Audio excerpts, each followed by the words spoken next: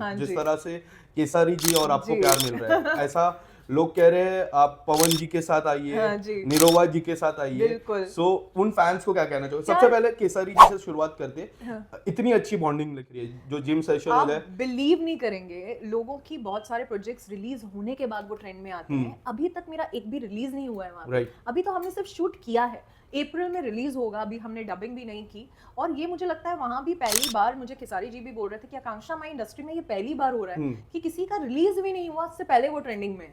और हुँ, तुम्हारा अभी तक प्रोजेक्ट रिलीज़ अभी आप हमने 10 गाने शूट किए हैं साथ में, 8 तो मूवी के हैं, 2 उनकी दूसरी मूवी के मैंने स्पेशल सॉन्ग किए हैं। वो सब रिलीज़ होना बाकी है। कुछ भी रिलीज नहीं, सिर्फ बीटीएस, सिर्फ हमारी जिम और वो भी बहुत बड़े फिटनेस फ्रीक हैं राइट। और बहुत सुनते हैं, मेरी तो बहुत सुनी उन्होंने।